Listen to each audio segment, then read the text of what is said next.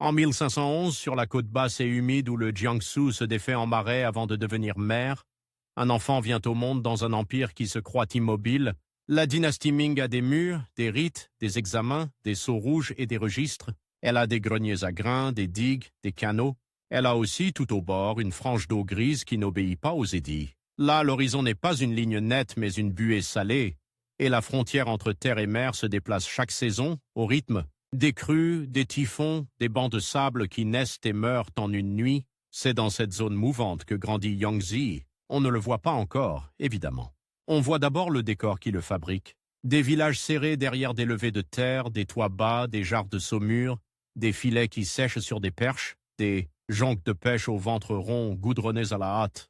On voit des hommes qui savent lire le ciel comme on lit un contrat, la couleur des nuages, la direction du vent, l'odeur de l'air avant la pluie. On voit des femmes qui comptent les sacs de riz et les jours de calme, parce que la mer donne, mais elle prend. Et on voit plus loin l'État, pas l'État majestueux des peintures, mais l'État concret. Un magistrat de district qui doit remplir des quotas, un collecteur d'impôts, qui arrive avec des scribes, des soldats mal payés qui portent des hallebardes et des sandales de corde, des patrouilles qui regardent les embarcations comme on regarde des bêtes suspectes. Sous l'empereur Jiajing, qui monte sur le trône en 1121, l'Empire se replie sur lui-même avec une obstination presque religieuse. Le commerce maritime, surtout vers l'extérieur, est encadré, limité, souvent interdit selon les périodes et les régions. Les édits de fermeture maritime, le hygiene dans sa logique, ne sont pas une simple ligne dans un code. Ils deviennent une réalité quotidienne, des ports surveillés, des licences rares, des cargaisons confisquées, des familles ruinées pour une voile de trop. Officiellement, la mer est un danger moral et politique. Officieusement, la mer est une tentation économique irrésistible, car la côte du Jiangsu et du Zhejiang n'est pas un bout du monde. C'est une artère.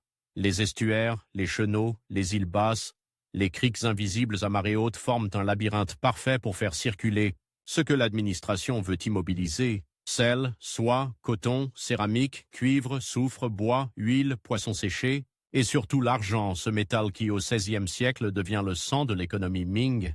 L'argent arrive par les routes du commerce, par les marchés, par les circuits officiels et par les autres. Il circule dans des bourses de tissus, dans des lingots, dans des promesses. Il attire les marchands, les intermédiaires, les hommes de main. Il attire aussi les regards. Dans ce monde-là, un garçon comme Yangtze apprend tôt que la loi n'est pas une muraille, mais une marée. Elle monte, elle descend. Elle se retire et laisse des flaques où l'on peut ramasser ce qu'on veut, si l'on est rapide. Elle revient et noie ceux qui sont restés trop longtemps. La morale officielle dit « Le bon sujet cultive la terre, respecte les rites, paie l'impôt ». La réalité côtière répond « La terre est salée, les digues cèdent et l'impôt ne baisse jamais ». On imagine son enfance faite de gestes précis, porter des paniers de poissons, réparer une corde, apprendre à ramer sans faire claquer l'eau, reconnaître les bancs de sable à la couleur de la vague. On imagine aussi les histoires, celles qui circulent le soir quand la lampe fume et que le vent secoue les nattes des fenêtres, des histoires de jonques disparus, de cargaisons saisies par des soldats qui se servent avant de sceller les caisses, de contrebandiers qui ont payé un cadeau au bon bureau et sont passés, et d'autres qui ont payé au mauvais et ont fini au pilori, des histoires de woku, ces pirates que les documents officiels décrivent comme des fléaux venus de la mer, souvent associés au Japon mais qui, dans la réalité des années Jiajing, sont fréquemment des coalitions mêlées, marins chinois, aventuriers, trafiquants, parfois des Japonais, parfois des hommes de l'intérieur attirés par l'argent facile. Le mot devient un sac où l'on jette tout ce qui gêne. Le jeune Yangtze grandit donc dans une contradiction permanente. D'un côté, l'Empire Ming est une machine administrative raffinée, capable de recenser, de taxer, de punir, de construire des canaux gigantesques. De l'autre, cette machine a des angles morts, surtout là où l'eau brouille les pistes.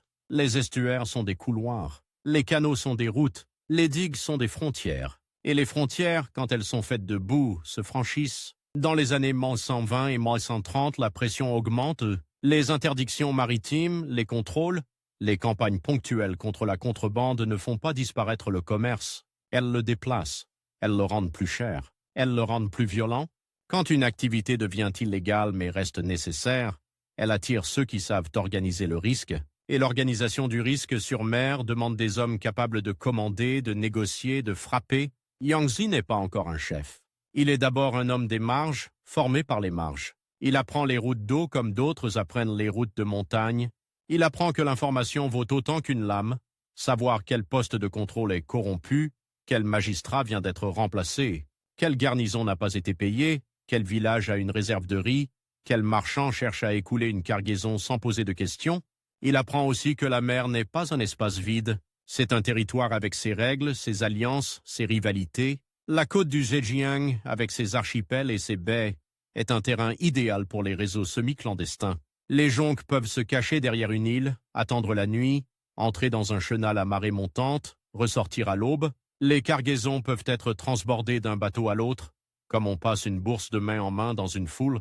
Les villages côtiers peuvent servir de relais, parfois par intérêt, parfois par peur, parfois parce que l'État est loin et que la mer est proche, et l'État, lui, réagit souvent avec retard. Il réagit par des édits, par des interdictions plus strictes, par des punitions exemplaires. Il réagit en demandant aux autorités locales de nettoyer la côte. Mais les autorités locales vivent dans le même monde que les contrebandiers. Elles ont des cousins, des créanciers, des obligations. Elles savent que trop de répression peut affamer un district. Elles savent aussi que la répression peut enrichir ceux qui la conduisent. Confisquer une cargaison, c'est une opportunité. Fermer les yeux, c'en est une autre. Dans ce climat, la violence devient une compétence. Pas une violence aveugle, pas seulement des coups de sabre sur un pont glissant. Une violence organisée, calibrée, menacer un village pour obtenir des vivres sans perdre trop d'hommes. Capturer un bateau et relâcher l'équipage contre rançon. Punir un traître pour que la rumeur fasse le reste. Protéger un marchand contre un autre groupe, en échange d'une part. La mer fabrique des entrepreneurs armés. Yang Ji, selon les récits secondaires qui le décrivent plus tard comme pirate et chef de bande, s'inscrit dans cette économie grise. Il n'apparaît pas comme un idéologue, ni comme un bandit romantique. Il apparaît comme un homme qui comprend la logistique. La logistique, c'est la vraie clé. Une bande sur mer ne vit pas d'héroïsme. Elle vit de riz, d'eau douce, de sel, de bois pour réparer, de toile pour les voiles, de fer pour les armes, de cordage, de goudron. Elle vit de cash. Elle vit de complicité à terre. Elle vit de la capacité à transformer une cargaison volée en argent utilisable et l'argent en protection. On imagine Yang Ji jeune adulte dans les années 1930, au milieu de ses flûtes. Il n'est pas nécessairement né criminel. Il est né dans un endroit où la légalité est un luxe. Là, la frontière entre pêcheurs, marins, transporteurs, contrebandiers, hommes de main est mince. Un même homme peut, selon la saison, transporter du sel, escorter une jonque, participer à un raid, puis revenir au village comme si de rien n'était. La mer permet cette double vie. Elle efface les traces. Le règne de Jiajing est aussi un règne de tensions internes. À la cour, les factions s'affrontent, les finances sont sous pression, les dépenses militaires existent, les catastrophes naturelles frappent par cycle. L'empereur, connu pour son retrait et ses préoccupations rituelles et taoïstes, laisse souvent l'administration gérer, s'épuiser, se contredire. Sur la côte, cela se traduit par des ordres qui changent, des campagnes qui commencent puis s'arrêtent, des responsables qui cherchent à se couvrir, et dans les interstices, les réseaux maritimes prospèrent. Le mot « woku » devient un épouvantail commode. Il permet de dire « ce n'est pas notre faute, c'est l'ennemi venu de la mer ». Il permet de mobiliser des troupes, de justifier des fortifications, de punir des villages accusés de complicité, mais il masque une réalité plus embarrassante. Une partie de la violence côtière est alimentée par des Chinois eux-mêmes, par des circuits marchands locaux, par des notables qui investissent dans des expéditions illégales, par des fonctionnaires qui ferment les yeux. Le pirate n'est pas toujours l'étranger. Souvent, il est le voisin. Yang Ji, dans ce tableau, est moins une anomalie qu'un symptôme. Il appartient à une génération qui voit la mer comme une chance et comme une condamnation. Chance parce que les profits du commerce maritime, même clandestin, peuvent dépasser tout ce que la terre offre. Condamnation parce que l'État, quand il décide de frapper, frappe fort. Et parce que la mer, elle, ne pardonne pas les erreurs. Les premières étapes d'un homme qui glisse vers la violence organisée sont rarement spectaculaires. Ce sont des décisions petites, presque banales. Accepter de transporter une cargaison sans poser de questions. Accepter de naviguer de nuit. Accepter de payer un pot de vin. Accepter de se joindre à une escorte armée. Puis, un jour, accepter de prendre une part dans une attaque. Et après, il devient difficile de revenir en arrière, parce que la loi ne distingue pas. Une fois marqué, on est marqué. Les côtes du Jiangsu et du Zhejiang, à cette époque, sont un théâtre où la météo est un acteur principal. Les brumes du matin qui avalent les silhouettes des jonques, les pluies qui transforment les chemins en boue et ralentissent les messagers, les vents qui peuvent pousser une flotte vers une embouchure ou la jeter sur des rochers, Les typhons qui dispersent les bateaux et laissent des survivants affamés sur des îlots. Un chef de bande doit savoir attendre, il doit savoir lire les saisons, il doit savoir quand frapper et quand disparaître.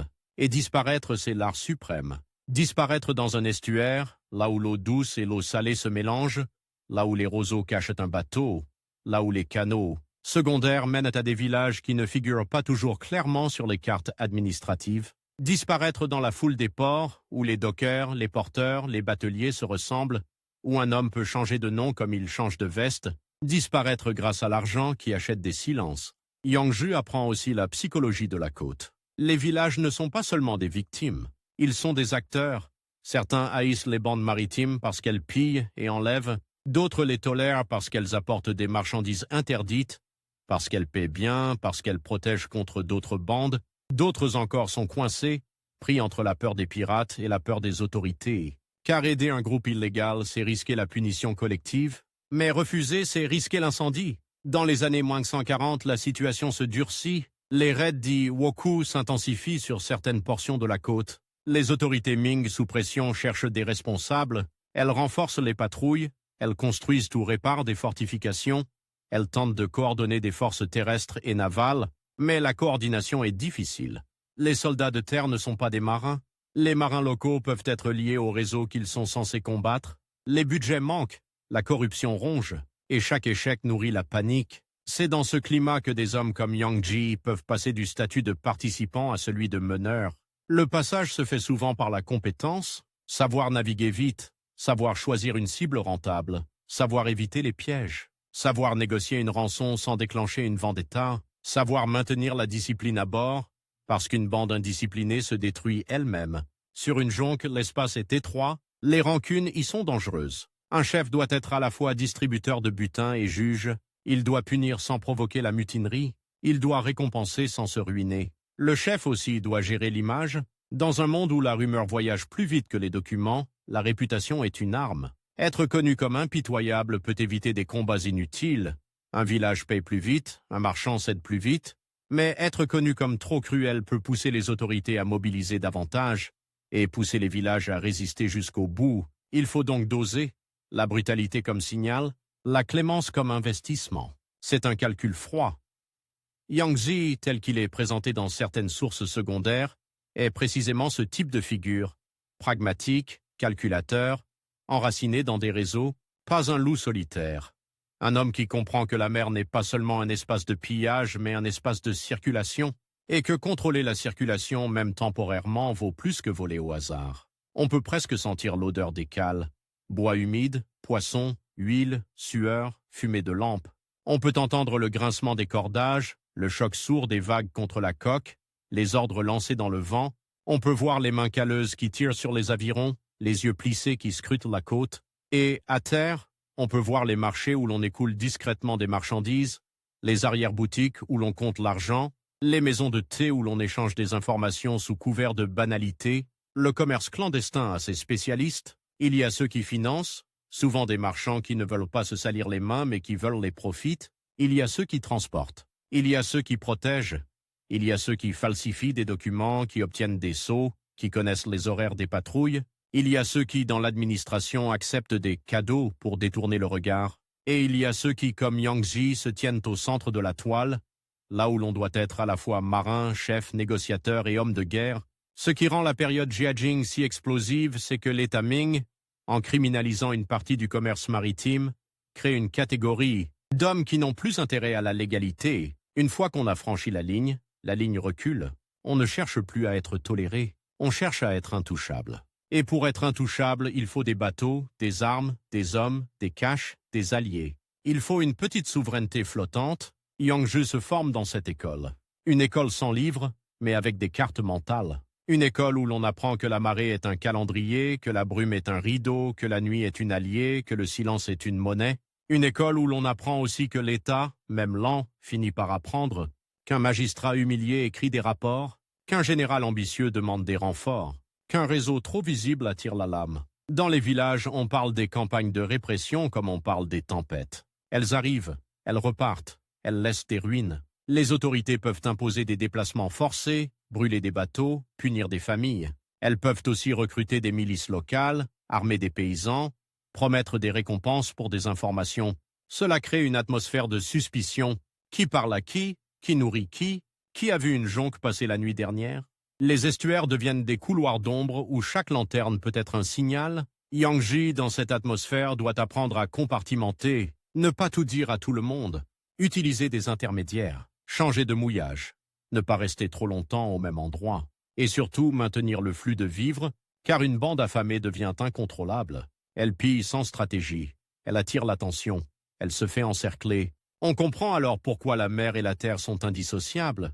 Un pirate sans terre est un naufragé en sursis. Il lui faut des points d'appui, des villages complices, des entrepôts cachés, des familles qui acceptent de stocker du riz, des artisans qui réparent des coques, des forgerons qui affûtent des lames. Il lui faut des informateurs dans les ports, des bateliers sur les canaux, des hommes qui savent quand les troupes se déplacent. La mer donne la mobilité, la terre donne la survie. Dans les années 140, la côte du Jiangsu-Zhejiang est aussi un espace de concurrence. Plusieurs bandes opèrent, parfois en coopération, parfois en rivalité. Les alliances sont fragiles. Elles se font et se défont selon les profits, selon les trahisons, selon les pressions des autorités. Un chef doit savoir quand s'associer et quand se séparer. Trop d'alliés et on devient dépendant. Trop peu et on devient une cible. Yang Ji, encore en formation, observe tout cela. Il voit que la force brute ne suffit pas. Un raid réussi n'est pas seulement une attaque. C'est une préparation. Choisir une cible qui a de la valeur et peu de défense. S'assurer que la marée permettra la fuite. S'assurer que les patrouilles sont ailleurs. Prévoir un point de rendez-vous. Prévoir un plan si un bateau est endommagé. Prévoir comment écouler le butin. C'est une entreprise. Et l'entreprise, paradoxalement, ressemble parfois à ce que l'État voudrait encourager. L'efficacité, l'organisation, la discipline. Sauf qu'elle est dirigée contre lui. C'est là que naît la figure ambiguë de Yang Ji, criminel pour les registres, mais gestionnaire pour ses hommes. Bandit pour les proclamations, mais partenaire pour certains marchands. Ennemi public pour les magistrats, mais fournisseur de marchandises pour des communautés qui en manquent.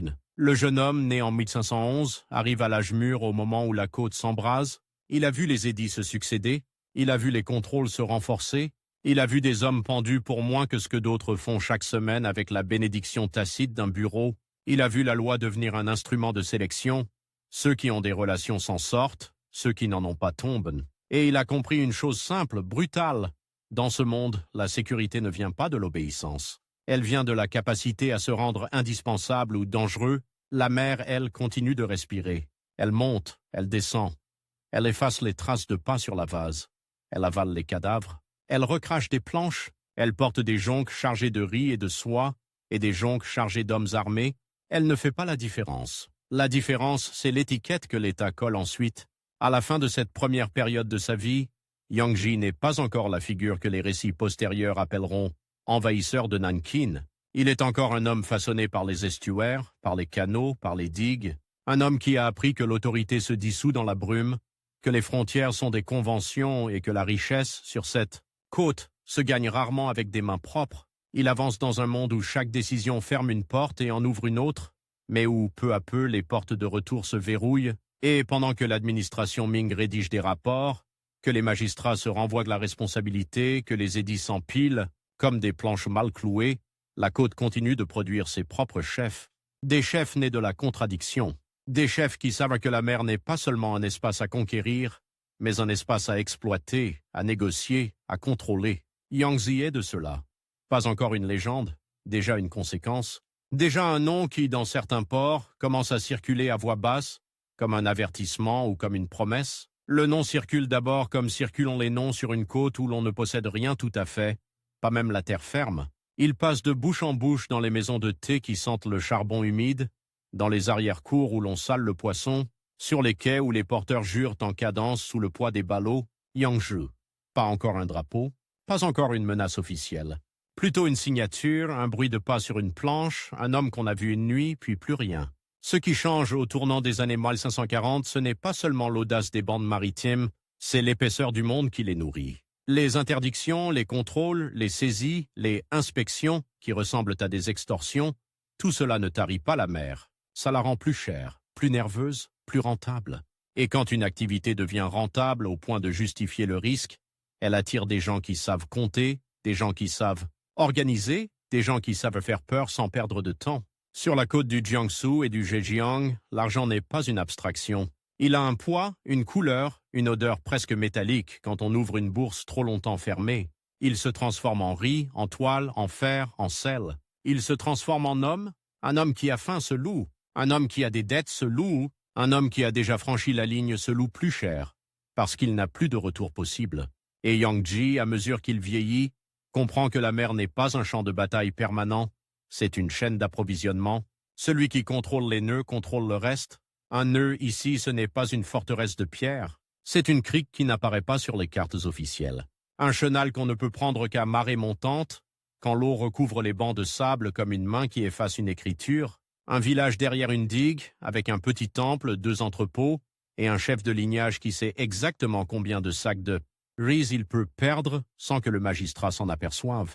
Un nœud, c'est aussi un homme, un batelier qui connaît les horaires des patrouilles, un commis de bureau qui a accès au registre, un soldat qui a besoin d'argent pour acheter des chaussures à son fils.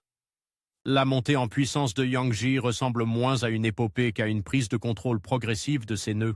Il ne suffit pas d'avoir un bateau. Il faut des bateaux, et pas n'importe lesquels. Les jonques de pêche au ventre rond sont bonnes pour la côte, pour les filets, pour les sorties courtes.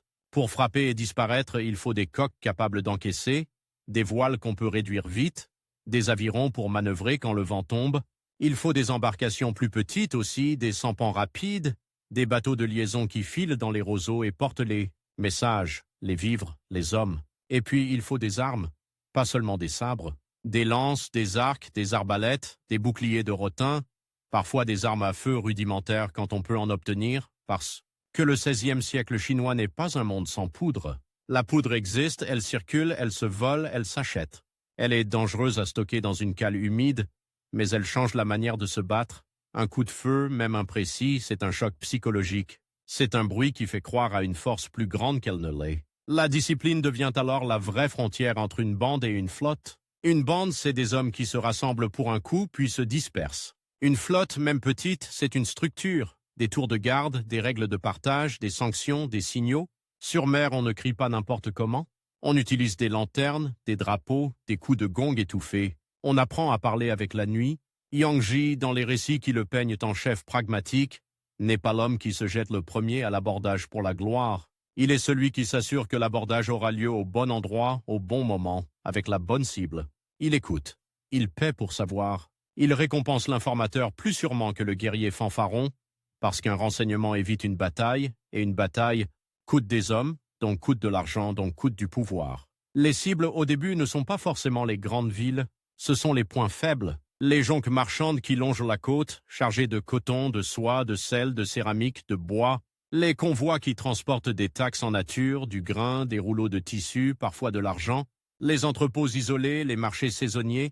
On frappe là où l'État est présent mais pas solide, là où la garnison est petite, là où le magistrat est loin, là où les digues et les canaux offrent des sorties multiples. La côte vue depuis un bateau n'est pas une ligne, c'est une succession de bouches de rivières, bouches de canaux, bouches de marais. On entre, on ressort, on se cache, on attend. La brume du matin est un allié, elle avale les silhouettes, elle rend les distances trompeuses. Un poste de garde peut entendre des rames sans voir le bateau. Un village peut voir une voile sans savoir si elle approche ou si elle s'éloigne. Dans cette incertitude, la peur travaille pour le chef, mais la peur seule ne nourrit pas une flotte. Il faut des accords. Et c'est là que Yang Ji devient vraiment un produit de son époque. Il s'insère dans les réseaux marchands semi-clandestins, ceux qui existent parce que l'économie officielle ne suffit pas, parce que les interdictions maritimes ont créé une demande de contournement. Les marchands ont besoin de transport. Ils ont besoin de protection. Ils ont besoin de pouvoir dire, en cas de problème, que ce n'était pas eux, que ce sont les pirates. Et les chefs de bande ont besoin de débouchés. Voler une cargaison est facile, la transformer en argent utilisable est plus difficile. On imagine les rencontres dans des lieux neutres, jamais au même endroit 2 fois. Une maison de thé près d'un pont où le bruit de l'eau couvre les conversations. Un temple de village où l'on peut prétendre venir prier. Un entrepôt à l'écart où l'on parle entre 2 piles de sacs de riz. Les mots sont prudents. On ne dit pas « attaque », on dit « affaire ». On ne dit pas « rançon », on dit « compensation ». On ne dit pas « pot de vin », on dit « cadeau ». La langue elle-même devient une brume. Les alliances sur cette côte ne sont pas des serments éternels. Ce sont des contrats tacites, renouvelés tant que l'intérêt tient. Un marchand finance une expédition, il avance de l'argent pour réparer une coque, acheter des cordages, payer des hommes. En échange, il obtient une part du butin, ou bien il obtient un service, escorter une cargaison interdite, faire passer du sel, du soufre, des métaux, des tissus. Un chef local ferme les yeux sur un mouillage.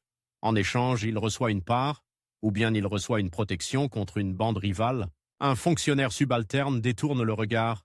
En échange, il reçoit de quoi acheter une maison, marier une fille, payer des dettes. Et Yang Ji, au centre, doit tenir tout cela sans que ça se voie trop, parce que la visibilité est mortelle.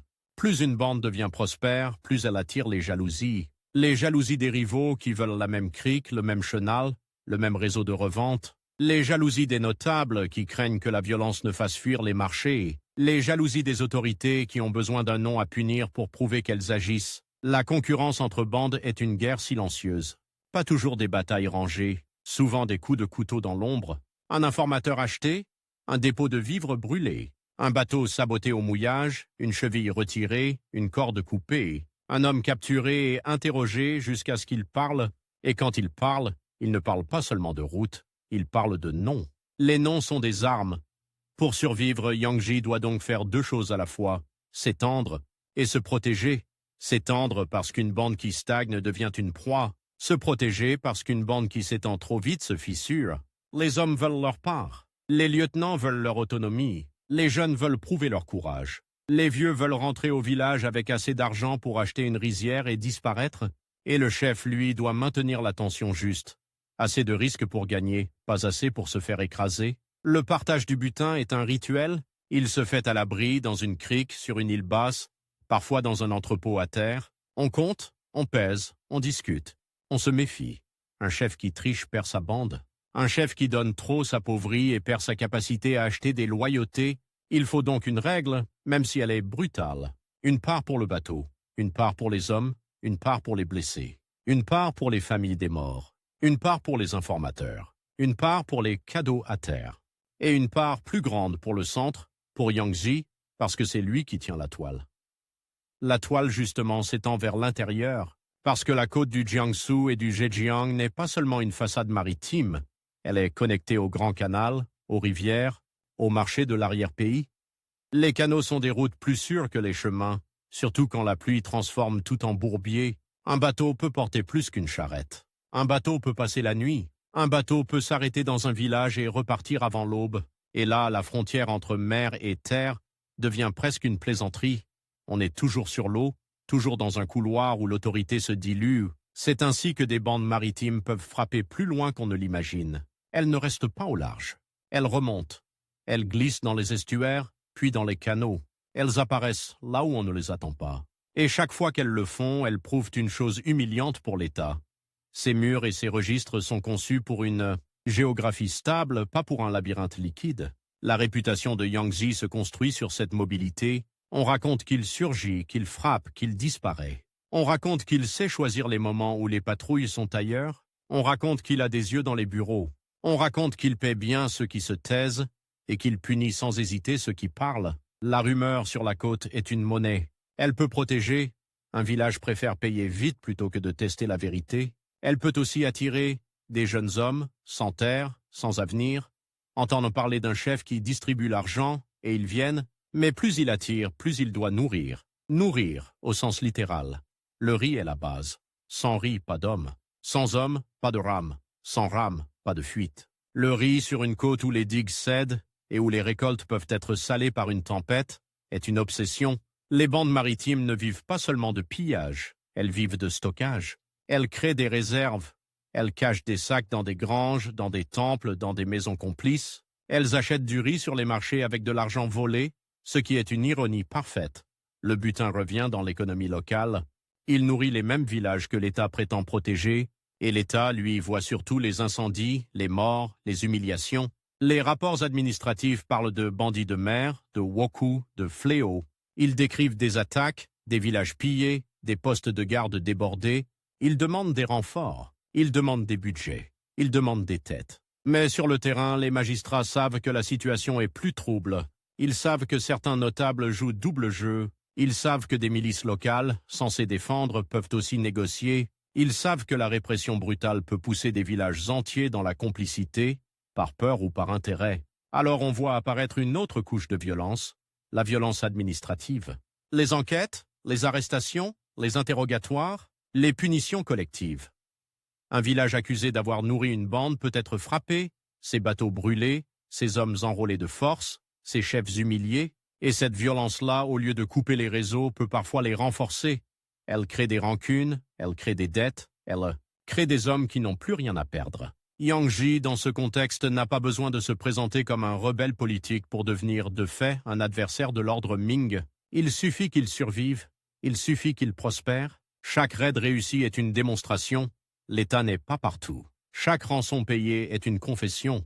La loi ne protège pas, elle négocie. Chaque cargaison clandestine escortée est une preuve.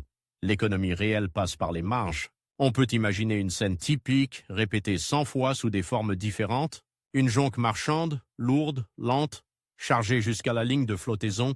Elle longe une côte basse avec des digues et des bosquets. Le capitaine regarde le ciel, inquiet, le vent tourne. Il veut atteindre un mouillage avant la nuit. Et puis, dans la brume, une voile apparaît, puis une autre.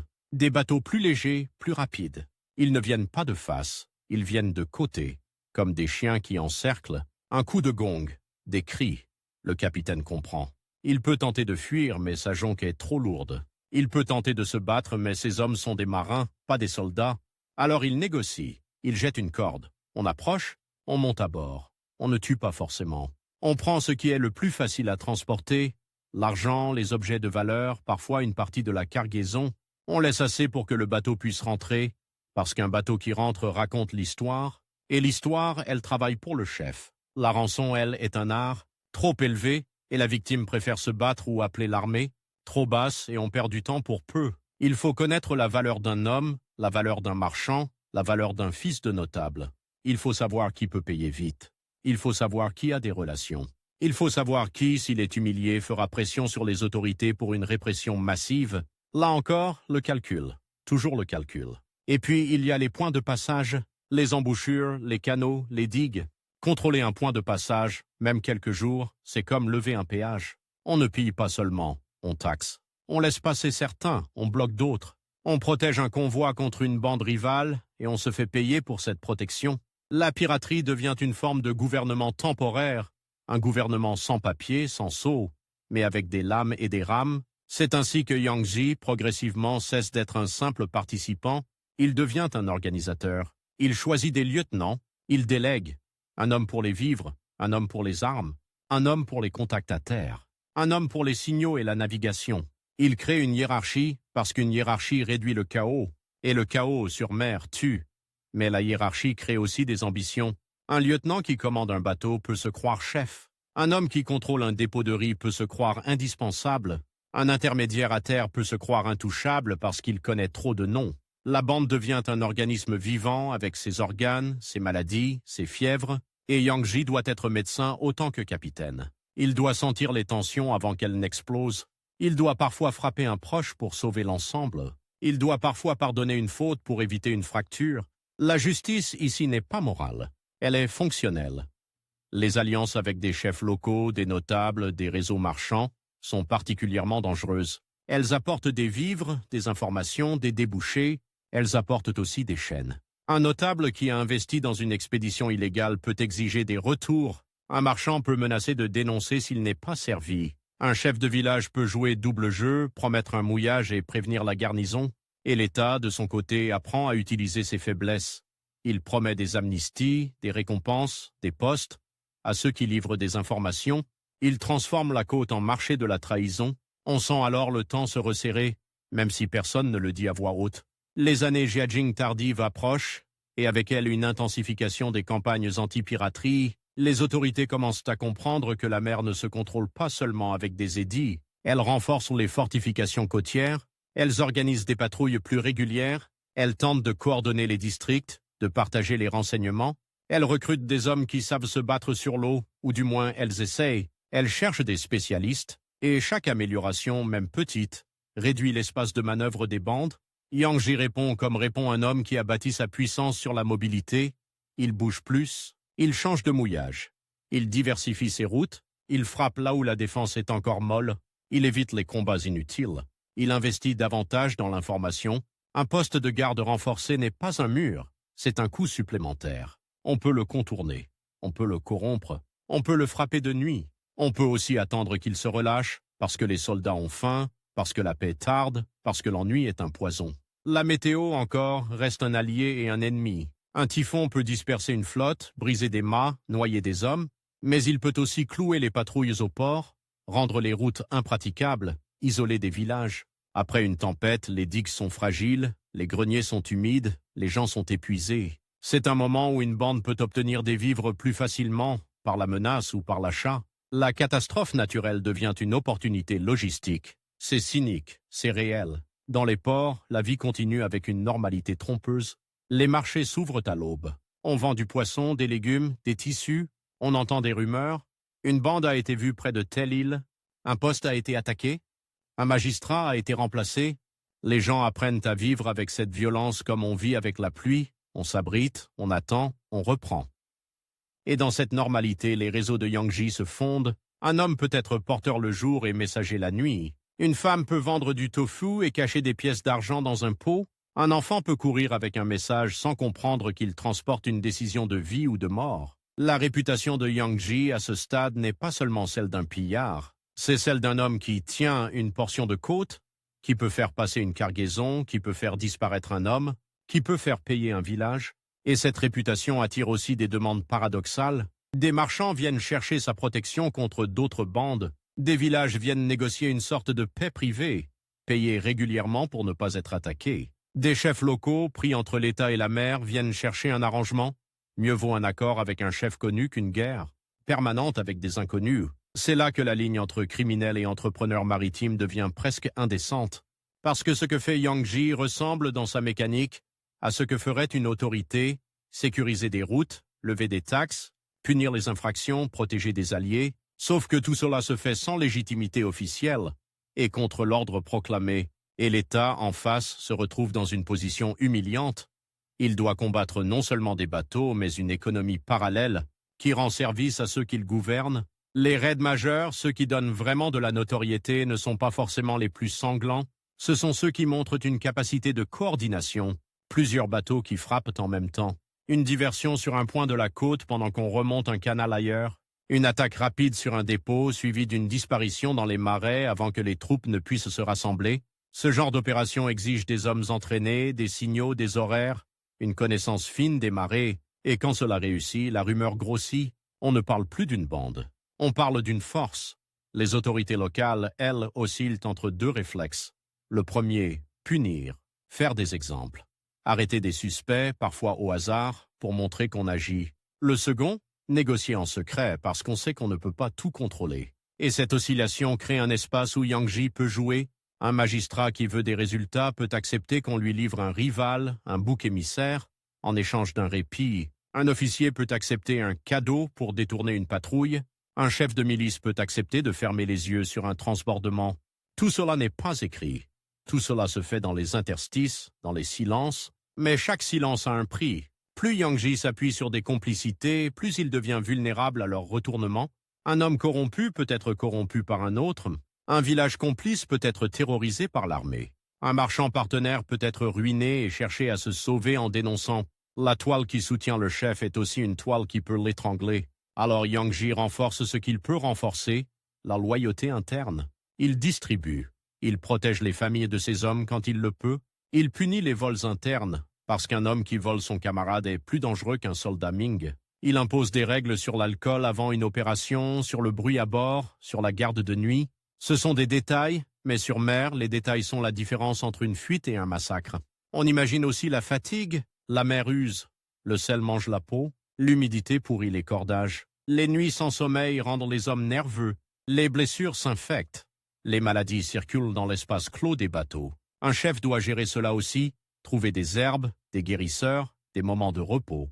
Une flotte qui ne se repose pas devient imprudente. Et l'imprudence face à un État qui apprend est une condamnation. À mesure que les années passent, Yangji devient un nom que l'on écrit dans des rapports, même si l'orthographe varie, même si les détails sont flous. Il devient un point de fixation. Les autorités ont besoin de points de fixation. Un phénomène diffus est difficile à combattre. Un nom, c'est plus simple. Un nom permet de dire « voilà l'ennemi ». Un nom permet de promettre une récompense. Un nom permet de justifier une campagne. Et plus on le nomme, plus on le grandit. C'est un piège. Parce que la notoriété protège autant qu'elle expose. Elle protège parce qu'elle fait hésiter les villages, parce qu'elle attire des hommes, parce qu'elle impressionne les rivaux. Elle expose parce qu'elle attire l'attention des généraux, des inspecteurs, des hommes qui veulent faire carrière en nettoyant la côte. Dans l'Empire Ming, comme dans tout État bureaucratique, une victoire contre un bandit célèbre est une monnaie politique. Elle se transforme en promotion, en prestige, en sécurité pour celui qui la revendique. Yang Ji, lui, continue de faire ce qu'il sait faire. Exploiter la frontière mouvante entre mer et terre. Les estuaires sont ses couloirs. Les canaux, ses routes secondaires. Les digues, ses lignes de fuite. La brume, son rideau. Il ne tient pas un territoire comme un seigneur féodal. Il tient des passages, il tient des moments, il tient des peurs. Et dans cette montée, il y a une transformation plus subtile encore. La violence opportuniste devient une forme de défi, pas un défi proclamé, pas un manifeste. Un défi par la répétition, par l'insistance, par le fait de montrer encore et encore que l'État peut être contourné, humilié, taxé à son tour. Chaque fois qu'une patrouille arrive trop tard, c'est une gifle. Chaque fois qu'un village paie une rançon plutôt que d'attendre l'armée, c'est un aveu. Chaque fois qu'un marchand préfère la protection d'un chef de mer à celle d'un sceau officiel, c'est une fissure dans le prestige. Et le prestige, dans un empire comme celui des Ming, compte presque autant que les soldats, parce que l'ordre repose sur l'idée que l'ordre est naturel, que l'empereur est au centre, que les registres décrivent le monde, que les frontières sont fixes. Or, sur la côte, rien n'est fixe, et Yang Ji, en prospérant dans ce mouvant, devient l'incarnation d'une vérité que l'État déteste. La réalité peut glisser entre les doigts. Vers le milieu des années 1550, la côte est un échiquier saturé. Les bandes se multiplient, se recomposent. Les autorités renforcent la réponse. Les villages sont pris en étau. Et Yang Ji, désormais chef reconnu dans certaines zones du Jiangsu et du Zhejiang selon les récits qui nous sont parvenus, doit choisir sans cesse entre deux risques, frapper plus fort pour rester au sommet, ou frapper moins pour ne pas attirer la foudre. Les deux options sont dangereuses. Frapper moins, c'est perdre des hommes, perdre des alliés, perdre des revenus. Frapper plus, c'est devenir un symbole, et un symbole appelle une armée. Il continue pourtant, parce qu'il a construit une machine qui doit tourner, une machine faite de bois, de toile, de riz, d'argent, de silence, une machine qui, une fois lancée, ne s'arrête pas facilement.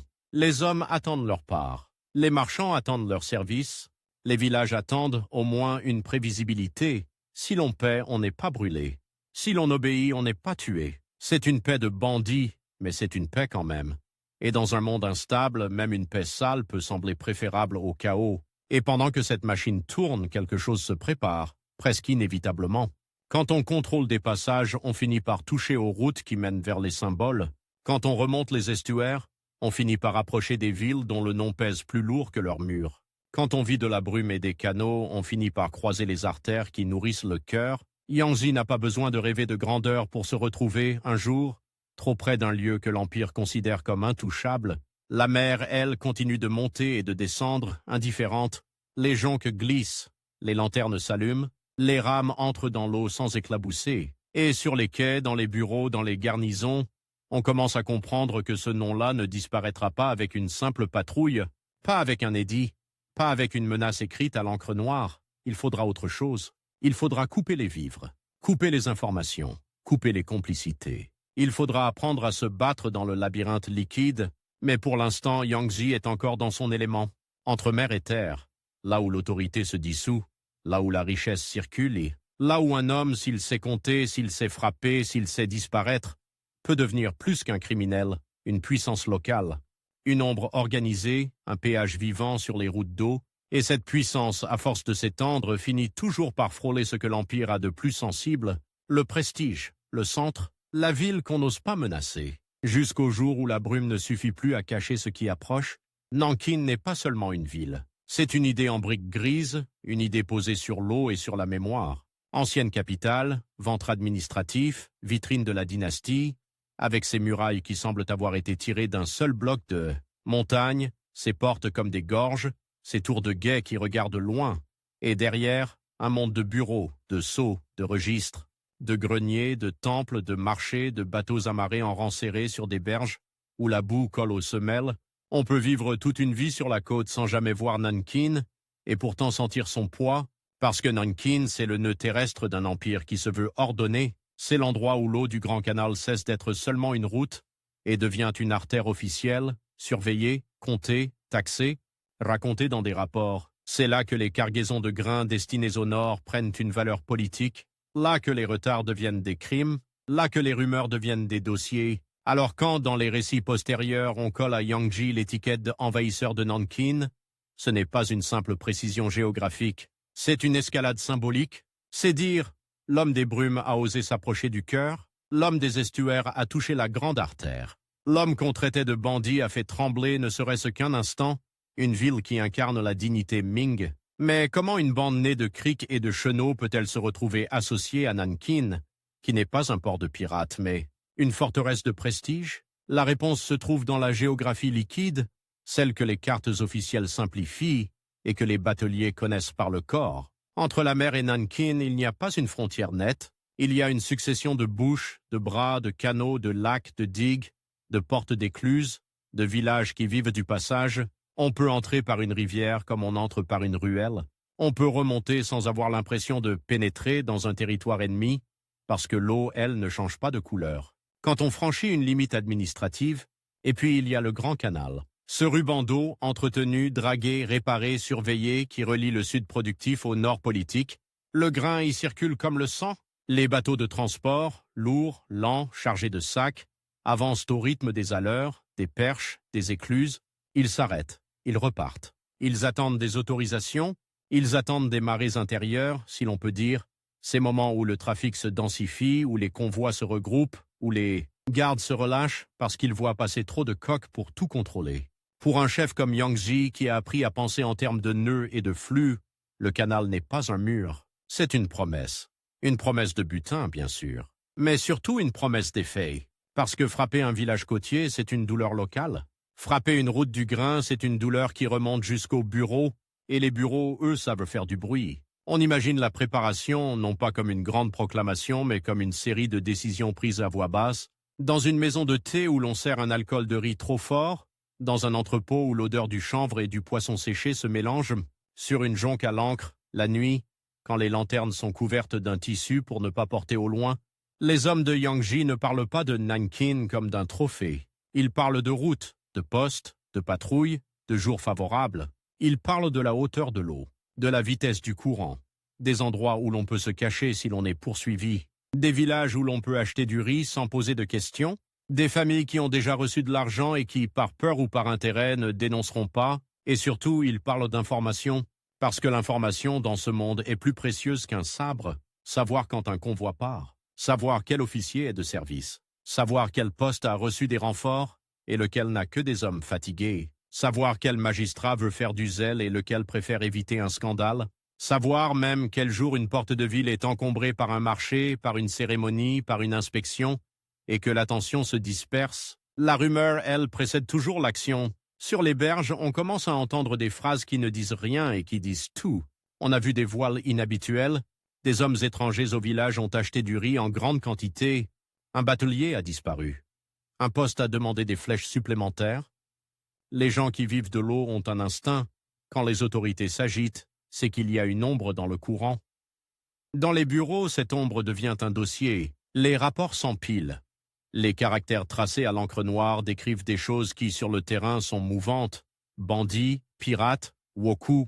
Le mot woku lui-même est un brouillard. Il désigne des raids venus de la mer, souvent associés à des Japonais dans l'imaginaire administratif, mais la réalité des années Mibetosakatasi, Jiajing est plus mélangée, des Chinois, des gens des côtes, des contrebandiers, des mercenaires, des hommes qui parlent plusieurs langues de port, qui portent des armes de provenance diverses. Le terme sert à simplifier, à rendre l'ennemi extérieur presque étranger, même quand il est né à quelques jours de marche, et Yangji, dans ce brouillard, devient un nom utile, un nom qu'on peut écrire, un nom qu'on peut haïr, un nom qu'on peut promettre de capturer, un nom qu'on peut brandir pour demander des fonds, des troupes, des promotions, un nom qui transforme une crise économique et administrative en histoire de banditisme. C'est plus confortable, c'est plus vendable à la hiérarchie, mais sur l'eau, le confort n'existe pas. Il y a la brume, le froid humide qui s'infiltre dans les vêtements, la corde qui brûle les mains, le bois qui grince, les moustiques. Dans les marais, la faim qui revient vite quand on rame. Il y a aussi cette sensation particulière des canaux. On n'est pas en pleine mer, on n'est pas sur terre, on est dans un couloir, où chaque rive peut cacher un archer, où chaque tournant peut révéler une barque de patrouille, où chaque village peut être complice ou piège. C'est là que l'épisode Nankin prend sa forme la plus plausible. Non pas une conquête, non pas une prise de ville comme dans un roman, mais une incursion, une menace, une attaque sur les abords, sur les routes d'approvisionnement, sur les points de passage, qui font vivre la région de Nankin, une démonstration de capacité, un coup porté assez près pour que la ville le sente. On peut imaginer un matin de fin de printemps ou de début d'été, quand l'air est déjà lourd, quand la lumière blanchit la surface, de l'eau, quand les roseaux sont hauts et que les insectes bourdonnent. Des bateaux avancent en file, voiles réduites, rames silencieuses, pas de drapeau flamboyant, ce serait idiot. La force ici est dans la discrétion. Les hommes portent des vêtements sombres, des chapeaux de paille, des armes enveloppées dans du tissu pour éviter les reflets. Ils ressemblent, de loin, à des bateliers ordinaires. C'est le principe même de la frontière mouvante, se fondre dans le trafic. Puis à un endroit choisi, un goulet, un passage où le canal se resserre, une zone où les berges sont hautes et empêchent de voir loin, la file se brise, les bateaux légers se détachent, ils accélèrent, ils se placent en travers.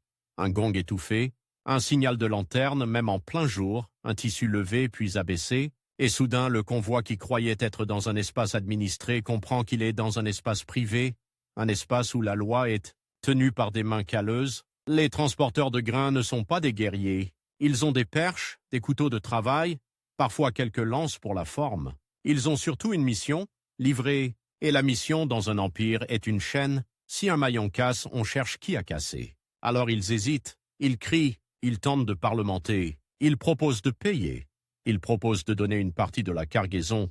Ils savent que la violence totale est rare, parce qu'elle attire l'armée, parce qu'elle brûle le terrain. Mais ils savent aussi que l'humiliation est certaine. On va les dépouiller, les retarder, les marquer. Yang Ji, dans ce genre d'opération, n'a pas besoin d'être physiquement au premier rang pour être présent. Sa présence est dans la méthode, dans la manière de prendre sans détruire inutilement, dans la manière de laisser repartir un bateau avec assez de grains pour ne pas provoquer une famine locale immédiate, mais avec assez de manque pour que les autorités hurlent, dans la manière de capturer un responsable, un contremaître, un homme dont la famille ou le bureau peut payer vite et de le relâcher, contre une compensation qui ressemble à une taxe de passage.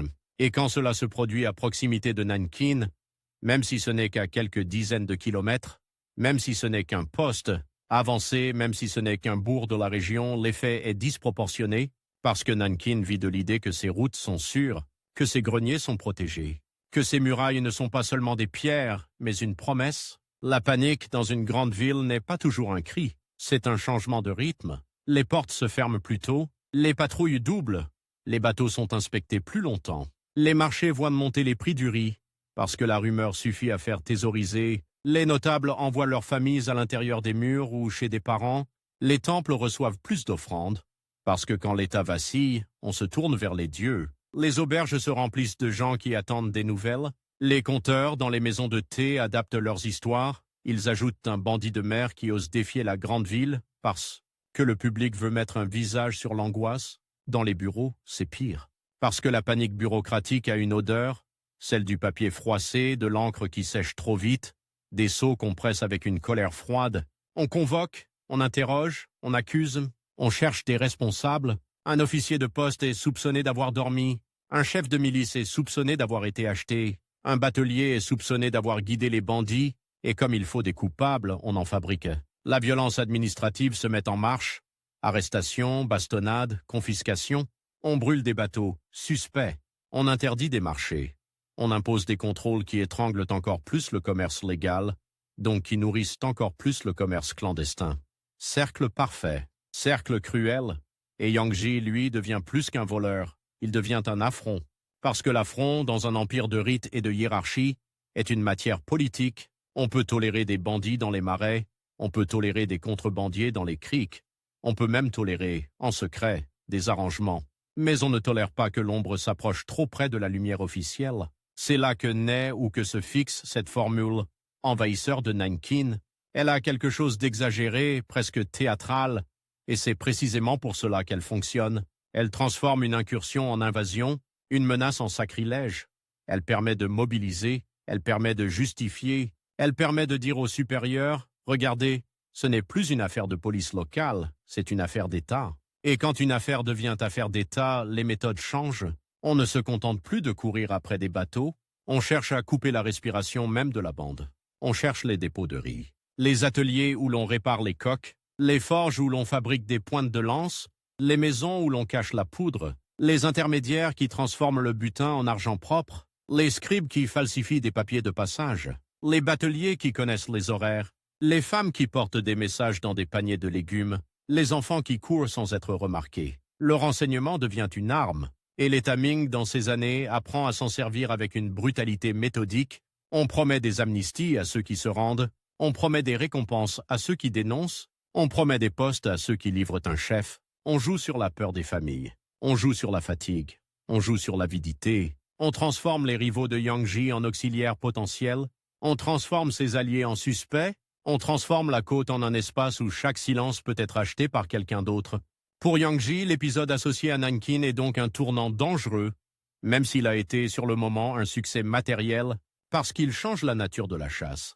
Tant qu'il est un nom parmi d'autres, il peut se dissoudre dans le brouillard général des raids, mais quand il devient le nom qu'on prononce à Nankin, quand il devient le nom qui circule dans les couloirs où l'on décide des carrières, il attire des hommes qui ont besoin de victoire, des hommes qui ne veulent pas seulement protéger des villages, mais prouver leur efficacité, des hommes qui savent que capturer un envahisseur de Nankin vaut plus qu'écraser 10 petites bandes anonymes, et pourtant sur le terrain, rien n'est simple, parce que la région autour de Nankin n'est pas un désert administratif, c'est un tissu dense de communautés, de lignages, de marchés, de bateaux. Les autorités ne peuvent pas tout militariser sans casser ce qu'elles prétendent protéger. Elles doivent continuer à faire circuler le grain, elles doivent continuer à percevoir des taxes, elles doivent continuer à maintenir l'apparence de normalité, et cette contrainte est une faiblesse.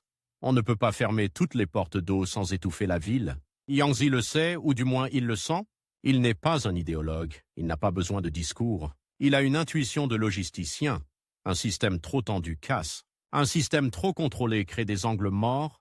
Plus on multiplie les postes, plus on multiplie les hommes à corrompre. Plus on impose des inspections, plus on crée des occasions de cadeaux. Plus on interdit, plus on rend rentable ce qui est interdit. Alors il joue sur la saturation. Il ne cherche pas à tenir une position face à Nankin, ce serait suicidaire. Il cherche à apparaître puis à disparaître, à frapper un point puis un autre, à faire croire qu'il est partout, alors qu'il n'est qu'à quelques endroits bien choisis. Il utilise des bateaux de liaison, des sampans rapides, qui portent des ordres courts, des signaux convenus. Il fractionne ses hommes. Il évite de rassembler trop de coques au même mouillage. Il change de route comme on change de peau. Et il y a, dans cette période, une autre dimension, la propagande locale, la manière dont les histoires se racontent. Dans les villages, on peut entendre deux versions du même événement. Pour certains, Yang Ji est un démon. Il brûle, il tue, il enlève. Pour d'autres, il est un mal nécessaire. Il impose une taxe, mais il protège contre pire. Il punit les voleurs qui se font passer pour sa bande. Il respecte certains accords. Il laisse les temples intacts, parfois, parce qu'il sait que profaner un lieu sacré retourne les gens contre lui plus sûrement qu'un édit. Cette ambiguïté est insupportable pour l'État, qui a besoin de catégories nettes. Bandit, sujet loyal, fonctionnaire, soldat, marchand. Or, la côte fabrique des hybrides. Un marchand peut financer une expédition illégale et, le lendemain, offrir de l'encens au temple pour la prospérité de l'Empire. Un chef de village peut dénoncer un petit contrebandier pour prouver sa loyauté, tout en nourrissant une bande plus puissante pour se protéger. Un officier peut combattre les pirates le jour et accepter un cadeau la nuit.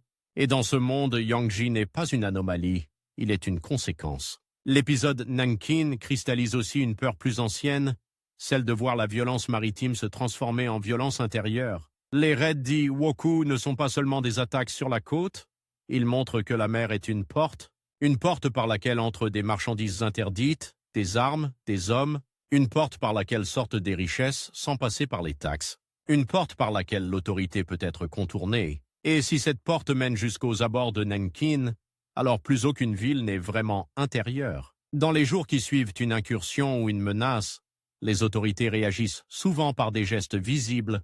On renforce les portes, on fait défiler des troupes, on affiche des avis. On promet des récompenses, on exécute des captifs, parfois publiquement pour montrer que la main de l'État est ferme. On organise des patrouilles sur l'eau, avec des bateaux réquisitionnés, des soldats qui ne savent pas toujours ramer, des officiers qui apprennent sur le tas. On construit ou on répare des fortins sur des points de passage. On installe des barrières, des chaînes, des pieux dans certains chenaux. Mais l'eau se moque des barrières. Elle trouve toujours un autre chemin. Et les hommes qui vivent de l'eau aussi. Yangji, à ce stade, doit gérer une tension interne qui devient plus aiguë précisément parce que le coup près de Nankin a réussi, le succès attire. Les jeunes veulent plus, les lieutenants veulent leur part. Les alliés marchands veulent exploiter la panique, faire passer des cargaisons pendant que l'attention est ailleurs, profiter des prix qui montent, acheter du grain avant que les contrôles ne se durcissent. Et le chef, lui, sait que chaque succès augmente la pression.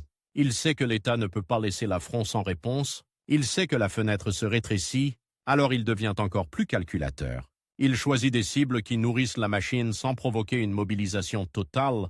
Il privilégie les prises rapides, les rançons efficaces, les transbordements discrets. Il évite autant que possible les massacres inutiles, non par humanité mais par stratégie. Le sang appelle le sang, et le sang attire les généraux.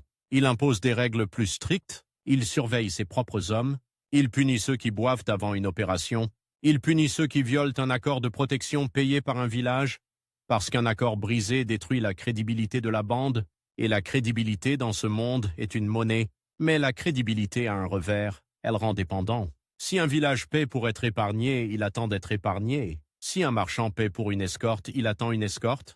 Si un lieutenant reçoit un bateau, il attend de pouvoir l'utiliser. La bande devient un système de promesses. Et plus les promesses s'accumulent, plus il faut d'opérations pour les tenir. La machine doit tourner, toujours. Dans la région de Nankin, cette mécanique se heurte à une densité administrative plus forte. Les postes communiquent mieux. Les routes sont plus surveillées. Les notables ont plus de moyens pour mobiliser des milices. Les rumeurs circulent au plus vite vers des oreilles qui comptent. Et surtout, les autorités ont un enjeu de face. Elles ne peuvent pas admettre qu'un chef de mer ait pu menacer, même indirectement, la ville du prestige. Alors la répression se fait plus intelligente, ou du moins plus ciblée. On ne cherche pas seulement à attraper des bateaux en mer ouverte. On cherche à frapper à terre, à saisir des entrepôts, à arrêter des intermédiaires, à couper les marchés de revente, à contrôler le sel, le fer, le soufre, tout ce qui permet de fabriquer des armes et de maintenir des coques. On surveille les charpentiers navals, on surveille les forgerons, on surveille les marchands de cordage. On surveille les bateliers qui font la navette entre les villages et les grands marchés. Et là, la frontière mouvante entre mer et terre devient un champ de bataille invisible, parce que la bande de Yangji n'est pas une armée qui vit en dehors de la société. Elle vit dedans. Elle mange le riz des villages. Elle répare ses bateaux avec les mains des artisans locaux. Elle vend son butin sur des marchés où des gens ordinaires achètent sans poser de questions, parce que le prix est bon, parce que la vie est dure, parce que l'interdit a rendu tout plus cher. Quand l'État frappe ses réseaux, il frappe aussi des innocents ou des semi-innocents, des gens qui ont glissé dans la zone grise par nécessité, et ces gens, au lieu de se rallier naturellement à l'État, peuvent se raidir, se taire, aider la bande par rancune ou par peur. La répression, encore une fois, nourrit ce qu'elle combat. Dans les récits, c'est souvent après l'épisode Nankin que Yangji est décrit avec une aura plus sombre, plus politique, comme si le simple fait d'avoir approché la ville l'avait transformé en ennemi de la dynastie. Mais la politique ici n'est pas un programme, c'est une conséquence. Quand on touche au prestige, on devient politique malgré soi. Quand on perturbe le grain, on devient politique même si l'on ne parle jamais d'empereur. Quand on oblige des fonctionnaires à écrire des rapports humiliants, on devient politique sans prononcer un seul slogan. Et l'État, de son côté, a besoin de raconter l'histoire ainsi, un envahisseur, un ennemi, un défi.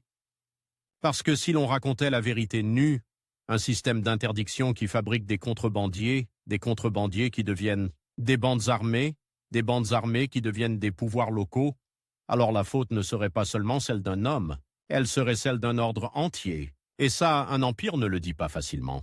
On peut presque voir la scène dans un bureau de Nankin, un fonctionnaire, robe propre, main tachée d'encre, lit un rapport venu d'un district. Il y est question de bateaux apparus à l'aube, de transporteurs dépouillés, d'un poste débordé, d'un village qui a payé pour éviter l'incendie. Le fonctionnaire serre les lèvres. Il sait que ce rapport va monter. Il sait qu'on lui demandera « Qu'avez-vous fait ?» Il sait que la réponse doit être ferme, visible, exemplaire. Il sait aussi, au fond, que la fermeté visible ne suffit pas sur l'eau. Alors on ordonne des inspections, on ordonne des patrouilles, on ordonne des arrestations, et dans le même temps, on envoie des messagers discrets pour acheter des informations. On promet des récompenses, on cherche un homme dans l'entourage de Yang Ji qui serait prêt à parler, on cherche un marchand mécontent, un lieutenant frustré, un village qui a trop souffert, on cherche la fissure. Et Yang Ji, lui, sent la fissure aussi, mais de l'autre côté, il sait que plus l'État s'acharne, plus ses propres alliances deviennent fragiles. Un notable qui l'a aidé peut paniquer. Un chef de village peut se dire que la protection de Yang Ji ne vaut plus le risque. Un marchand peut calculer que la meilleure affaire, désormais, est de vendre des informations plutôt que de financer des expéditions. La côte devient un marché où l'on vend non seulement du sel et du riz, mais des noms. C'est dans cette atmosphère que la légende se fixe. Celle d'un homme capable de faire trembler Nankin, et comme toute légende, elle grossit en circulant. Un raid sur un convoi devient une attaque sur la ville. Une menace sur les abords devient une incursion dans les faubourgs. Un affront logistique devient un affront militaire. Les compteurs ajoutent des détails. Les victimes exagèrent pour justifier leurs pertes. Les fonctionnaires exagèrent pour justifier leur demande de renfort. Les rivaux exagèrent pour faire peur ou pour attirer des hommes. Et Yang Ji, au centre, devient plus grand que sa propre bande. C'est dangereux, parce qu'un homme trop grand attire une réponse à sa taille. Pourtant, il y a une ironie cruelle. Ce qui rend possible l'épisode Nankin, ce n'est pas une force extraordinaire, c'est la normalité du trafic. Les mêmes canaux qui nourrissent la ville permettent aussi à une bande de s'approcher. Les mêmes bateliers qui transportent le grain transportent aussi des messages. Les mêmes marchés où l'on vend du poisson servent aussi à écouler du butin. La ville est puissante, mais elle est dépendante. Et la dépendance, c'est une vulnérabilité. Yang Ji exploite cette vulnérabilité comme un homme qui a appris à lire les courants.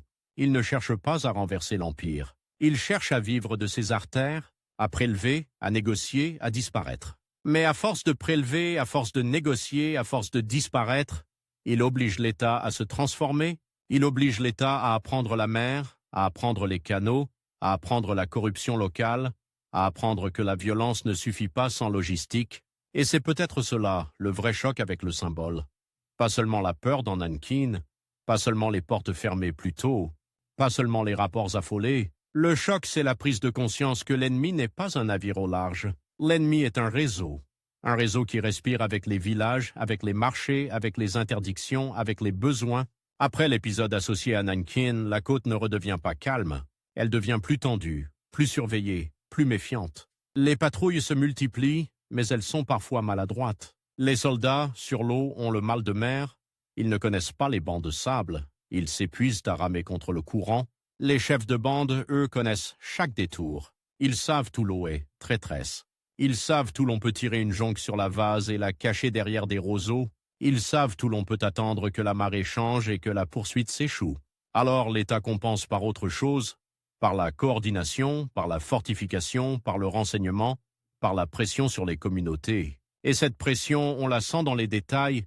Un marché où l'on demande des papiers qu'on ne demandait pas avant, un batelier qu'on interroge trop longtemps, un village où l'on réquisitionne des hommes pour une milice, un artisan qui n'ose plus vendre des clous de coq sans connaître le client, une famille qui cache son argent parce qu'elle ne sait plus qui viendra le prendre, la bande ou l'État.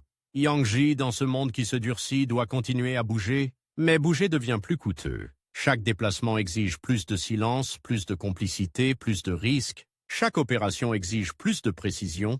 Et la précision, quand on vit dans l'humidité, dans la fatigue, dans la peur, est difficile à maintenir. C'est là que l'épisode Nankin révèle sa nature la plus profonde.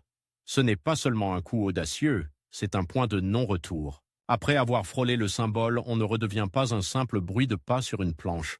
On devient une cible dont la capture peut laver une humiliation, une cible dont la mort peut être affichée comme une restauration de l'ordre. Et pendant que les jonques glissent encore dans la brume, pendant que les lanternes se couvrent de tissu, pendant que les rames entrent dans l'eau sans éclabousser, quelque chose change dans l'air. La frontière mouvante entre mer et terre est toujours là, toujours floue, toujours exploitable, mais elle commence à se remplir d'yeux, d'oreilles, de pièges, de promesses de récompenses, de trahisons possibles. Nankin, elle, reste debout, massive, sûre d'elle en apparence. Mais l'idée de Nankin a été touchée. Et un empire qui se nourrit d'idées ne pardonne pas facilement qu'on ait effleuré son visage. Le temps des coups faciles se termine. Le temps des grandes chasses commence. La grande chasse commence toujours par des choses minuscules.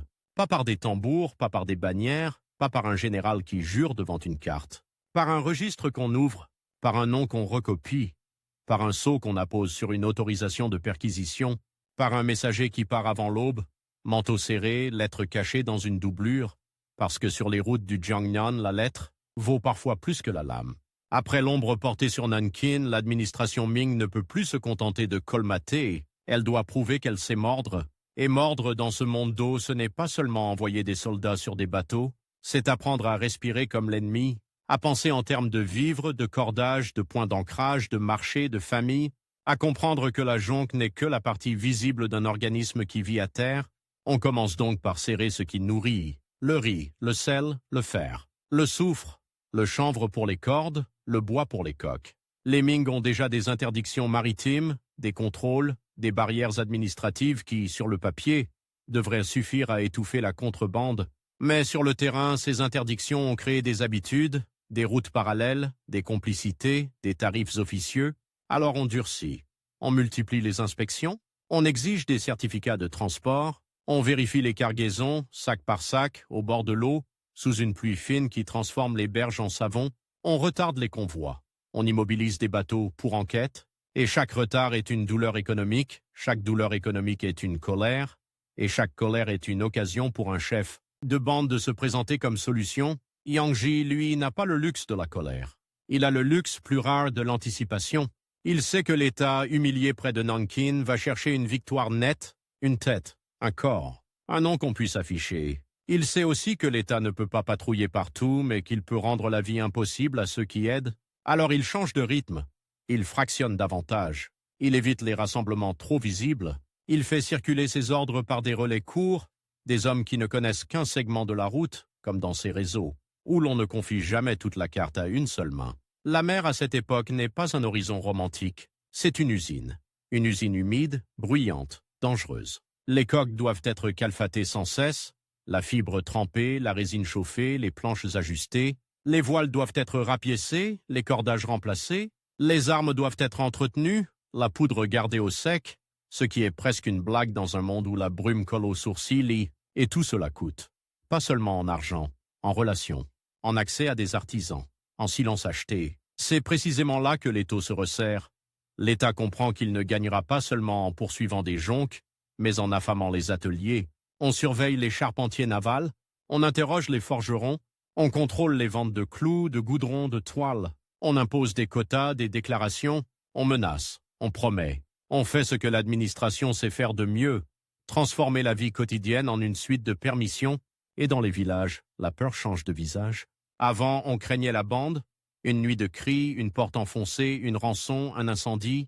Maintenant, on craint aussi l'État, une perquisition à l'aube, un fils emmené pour servir dans une milice, un oncle battu parce que il n'a pas dénoncé, un grenier scellé en attendant vérification. La loyauté devient un piège. Aider Yang Ji, c'est risquer la corde. Ne pas l'aider, c'est risquer la vengeance. Et comme souvent, quand deux peurs se font face, on choisit la plus proche, celle qui arrive ce soir, celle qui connaît votre nom. Les campagnes anti-piraterie des années Jiajing tardives ne sont pas seulement des batailles, ce sont des opérations de police, de renseignement, de logistique. On fortifie des points de passage. On répare des tours de guet. On installe des barrières dans certains chenaux, des pieux, des chaînes, des obstacles qui font grincer les coques. On réquisitionne des bateaux locaux pour les patrouilles. On forme des unités qui savent ramer, qui savent tirer depuis une embarcation instable, qui savent lire les marées. On apprend lentement à ne plus être ridicule sur l'eau, mais l'apprentissage coûte du sang. Les premières patrouilles se font surprendre. Les soldats, trop lourds, trop bruyants, s'échouent sur des bancs de vase. Les officiers, qui connaissent les classiques mais pas les courants, se fient à des guides qui peuvent être achetés. Et Yang Ji, dans cette période, joue encore sur l'avantage du terrain. Il choisit des combats où l'eau est son allié, un coude de rivière, un passage étroit, un endroit où la brume du matin avale les silhouettes et où le son se déforme. Pourtant, même le meilleur lecteur de courant ne peut pas lutter contre une chose, la fatigue accumulée. La fatigue des hommes qui dorment mal, qui mangent vite, qui vivent dans l'humidité. La fatigue des villages qui n'en peuvent plus de payer 2 fois, une fois à la bande, une fois aux autorités. La fatigue des marchands qui ont financé des expéditions clandestines et qui voient maintenant leurs entrepôts surveillés, leurs comptes examinés, leurs familles menacées. La fatigue, c'est le début de la fissure. Et l'État, lui, sait exploiter la fissure. Il offre des amnisties. Pas toujours sincères, mais assez plausibles pour tenter. Il promet des récompenses. Il promet des postes. Il promet surtout ce que beaucoup désirent plus que l'argent, la sécurité, la possibilité de redevenir un homme normal, de marcher au marché sans regarder derrière soi, de dormir sans craindre qu'une porte s'ouvre sur une lame. Dans les réseaux de Yangji, les conversations changent. On parle moins de prises et plus de risques. On parle de qui a été arrêté, de qui a disparu, de quel village a soudain fermé ses greniers, de quel batelier a refusé de transporter une lettre, de quel artisan a dit « je ne peux plus ». Et quand un artisan dit « je ne peux plus », ce n'est pas une phrase, c'est une panne de machine. La bande pour survivre doit donc se faire plus dure, plus exigeante. Yangzi impose des règles, resserre la discipline, punit les indisciplinés. Il doit empêcher les excès qui attirent l'armée, mais il doit aussi empêcher la mollesse qui invite la trahison. C'est une ligne étroite comme ces digues de terre battue qui séparent les rizières, un pas de côté et vous êtes dans la boue jusqu'aux genoux. Il y a aussi la concurrence. Les côtes du Jiangsu et du Zhejiang dans ces années ne sont pas un théâtre avec un seul acteur. D'autres bandes existent, d'autres chefs, d'autres alliances. Et quand l'État met un prix sur une tête, il ne crée pas seulement des informateurs parmi les paysans, il crée des chasseurs parmi les criminels. Un rival peut vendre une information, un ancien allié peut livrer un mouillage, un lieutenant peut négocier sa propre survie en échange d'un nom. C'est ainsi que les grandes chasses se gagnent souvent, pas par un duel, mais par une chaîne de petites lâchetés, de calculs, de rancunes. Un homme arrêté sous la pluie qui craque après 2 nuits sans sommeil, un autre qui se dit qu'il vaut mieux parler avant que son voisin ne parle, un troisième qui invente un détail pour paraître utile, et l'administration qui adore les détails transforme ces fragments en cartes. On imagine les bureaux, des cartes grossières, des listes de villages, des noms de famille, des annotations en marge. On entoure un caractère, on souligne un autre, on relie des points, on envoie des ordres, on déplace des unités, on prépare une embuscade. Et pendant ce temps, sur l'eau, Yangji continue de bouger, mais il bouge dans un espace qui se remplit de pièges invisibles. Le piège le plus efficace n'est pas toujours une barque armée, c'est un marché qui se ferme, un prix qui monte, un sac de riz qu'on ne peut plus acheter sans attirer l'attention, une auberge qui refuse de loger des inconnus, une famille qui n'ose plus prêter son grenier pour une nuit. La logistique, quand elle se grippe, tue plus sûrement qu'une flèche. Alors Yangji tente ce que tentent beaucoup de chefs de bande à cette époque. Il cherche à négocier, à se blanchir, à trouver une porte de sortie, pas forcément par une reddition spectaculaire, mais par des arrangements, par des intermédiaires, par des cadeaux envoyés à des hommes qui ont des sceaux, par des promesses de service. Je peux vous aider à capturer d'autres bandes. Je connais les routes. Je peux devenir utile.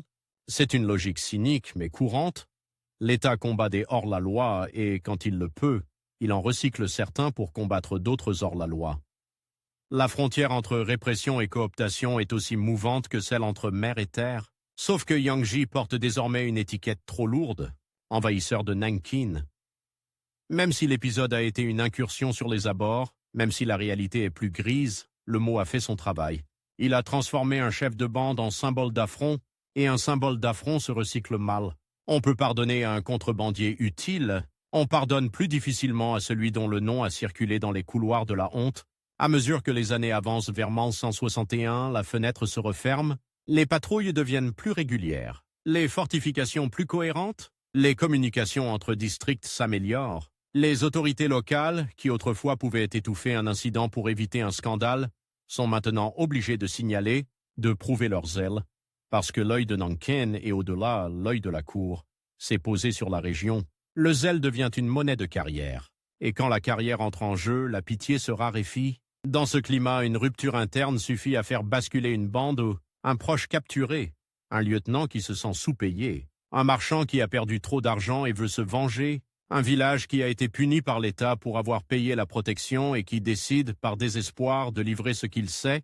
La trahison ici n'est pas toujours un acte de perfidie, c'est parfois un acte de survie. On peut imaginer un homme de l'entourage de Yangji, pas un héros, pas un monstre, un homme ordinaire avec des mains abîmées par le sel qui se retrouve face à un choix, mourir pour un chef ou vivre pour sa famille.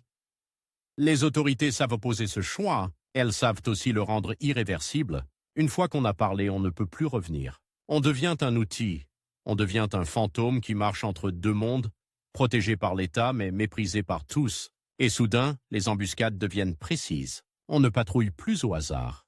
On attend au bon endroit. On sait quel chenal sera emprunté. On sait quel jour. On sait quelle marée. On sait quel village servira de relais. L'eau, qui était un labyrinthe, se transforme en couloir. La traque finale dans ce genre d'histoire n'a rien d'un grand tableau héroïque. Elle ressemble à une série de courses courtes, de nuits sans feu, de repas avalés froids, de rames qui entrent dans l'eau avec une prudence maladive. Elle ressemble à des hommes qui n'osent plus parler fort, à des regards qui se soupçonnent, à des décisions prises trop vite parce qu'on n'a plus le temps. Yang Ji, chef pragmatique, comprend alors que son principal ennemi n'est plus seulement l'armée Ming, c'est l'assèchement. L'assèchement des complicités, l'assèchement des marchés, l'assèchement de la confiance. Une bande peut survivre à une défaite. Elle survit moins bien à la perte de son réseau. Quand l'étau se resserre, il reste deux options. Tenter un coup désespéré pour se refaire ou tenter de disparaître. Disparaître pour un homme connu est presque impossible. On peut changer de bateau, changer de route, changer de vêtements. On ne change pas facilement de réputation. Et la réputation, dans ces années, est devenue une arme administrative. Elle circule plus vite que les jonques, portée par des messagers, par des avis affichés, par des primes promises. Alors la fin arrive comme arrivent souvent les fins dans les zones humides, sans grand fracas, mais avec une brutalité nette, une interception, une bataille courte, une capture. Ou une mort dans la confusion d'un abordage, quand les coques se heurtent, quand les perches se brisent, quand la poudre mouillée refuse de prendre, quand les cris se perdent dans la brume. 1161. Le nom de Yang Ji s'arrête là, dans les chronologies. Un homme né en 1111, mort à 50 ans, dans un monde où 50 ans, pour un chef de bande traqué, est déjà une longévité étrange. La manière exacte dont il tombe peut varier selon les récits, parce que les récits aiment arranger la mort des hommes dangereux. Certains veulent une exécution exemplaire, d'autres une mort au combat, d'autres une trahison qui moralise l'histoire. Mais l'essentiel est ailleurs. L'État obtient ce qu'il voulait, une fin, un point final qu'on peut écrire. Et ce point final sert immédiatement à autre chose, à raconter, à prouver que l'ordre a triomphé, à rassurer Nankin, à rassurer les routes du grain, à dire au village, voyez, la protection illégale ne vaut rien, l'État finit toujours par gagner. On affiche des têtes, on affiche des noms, on rédige des rapports, où l'on souligne la fermeté, où l'on minimise les complicités locales, où l'on transforme une guerre de réseau en victoire de vertu. Sauf que la côte, elle, n'oublie pas si facilement, parce que la mort d'un chef ne supprime pas les raisons qui l'ont fait naître. Les interdictions maritimes, la criminalisation du commerce, la corruption locale, la dépendance des villes au flux d'eau, tout cela reste. On peut couper une branche. L'arbre, lui, repousse ailleurs. C'est là que l'image de Yang Ji se fige et se déforme. Pour l'administration, il devient un exemple. Le bandit puni, l'envahisseur de Nankin, écrasé, la dignité restaurée. Pour certains villages, il reste un souvenir de terreur, un nom qu'on murmure quand on parle des années où les jonques arrivèrent dans la brume. Pour certains marchands, il est un partenaire devenu trop dangereux, une erreur de calcul. Pour d'autres, plus cyniques, il est la preuve que l'État a besoin d'ennemis simples pour masquer des problèmes complexes. Et puis il y a la mer elle-même, indifférente, qui continue de pousser ses marées dans les estuaires, de remplir les canaux, de déposer la vase, de déplacer les bancs de sable. La frontière mouvante entre mer et terre, celle où Yang Ji a prospéré, ne disparaît pas avec lui. Elle reste ce lieu où l'autorité se dilue, où les papiers se mouillent, où les sceaux ne servent à rien si personne ne peut les faire respecter. La dynastie Ming, en apprenant à chasser Yang Ji, apprend quelque chose sur elle-même, qu'un empire peut avoir des murailles immenses et des portes d'eau fragiles, qu'il peut contrôler des routes terrestres et perdre le contrôle d'un chenal, qu'il peut interdire le commerce et, ce faisant, fabriquer des hommes qui vivent de l'interdit. Et quand ces hommes deviennent assez puissants pour frôler Nankin, ce n'est pas seulement une histoire de piraterie, c'est une histoire de système. Yang Ji voulait la sécurité et la richesse. Il a choisi une trajectoire qui rendait toute stabilité impossible. Il a vécu dans le mouvement, dans la brume, dans l'entre-deux. Il a fait de l'eau une route et une arme. Et l'État, pour l'abattre, a dû transformer la côte en machine de surveillance, de fortin, de patrouille, de dénonciation, de prime. Une victoire, oui. Mais une victoire qui laisse derrière elle un paysage plus dur, plus méfiant, plus cassant. Quand on prononce encore son nom des siècles plus tard, on entend surtout l'écho de cette contradiction. Pirate, entrepreneur, ennemi, politique, produit d'un ordre qu'il a d'abord rendu possible, un homme qui n'a jamais eu besoin de prendre Nankin pour devenir, dans la mémoire, celui qui l'a envahi, parce qu'il suffit parfois d'approcher le symbole, de toucher l'artère, de faire vaciller une idée, pour que l'histoire vous transforme en menace absolue. Et sur les canaux du Jiangnan, quand la brume tombe bas et que les jonques glissent sans bruit, on comprend pourquoi cette histoire ne se raconte jamais comme une simple chasse à l'homme. Elle se raconte comme une lutte contre un paysage, contre une économie, contre une frontière qui n'est pas une ligne, mais une respiration.